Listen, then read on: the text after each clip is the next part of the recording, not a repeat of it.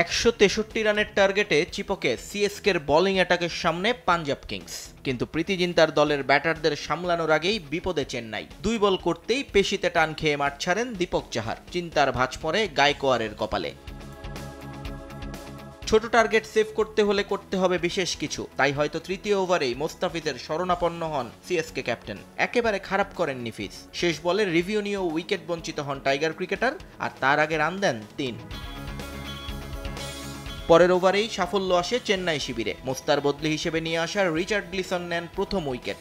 তবে উইকেট হারালেও ব্যাকফুটে যায়নি পাঞ্জাব, উল্টো আক্রমণ করে মোস্তাফিজকে উলটপালট করে দেন রাইলি রুশো। নিজের দ্বিতীয় ওভারে 2 বাউন্ডারি হজম করেন কাটার মাস্টার।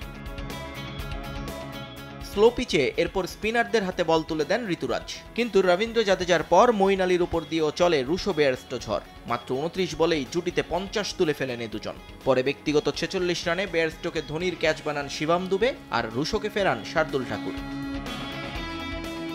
এত কিছুর পরও কোনোভাবেই যখন ম্যাচের লাগাম টানতে পারেনি সিএসকে, তখন 15তম ওভারে ফিরিয়ে আনা হয় ফিজকে। উইকেটটা পেলেও তৃতীয় ওভারে মেইডেন তুলে নেন সাতক্ষীরা সাইনাইট। এরপর 17 নম্বর ওভারে আবারও ডাক পড়ে তার। 24 বলে তখন পাঞ্জাবের প্রয়োজন ছিল 17 রান, কিন্তু এই ওভারে আর কোনো ম্যাজিক দেখাতে পারেননি ফিজ। উল্টো 4টা ওয়াইড দিয়ে প্রতিপক্ষের হাতে ম্যাচ তুলে দেন তিনি। এর পরের ওভারেই সহজ জয় পেয়ে যায় পাঞ্জাব। এর আগে টস হেরে ব্যাটিং করতে নেমে শুরুটা ভালোই হয়েছিল চেন্নাই সুপার কিংসের, কিন্তু রানের গতি ছিল বেশ ধীর। ওপেনিং জুটিতে বড় রান আসলেও তাতে ছিল না টি-20 মেজাজ।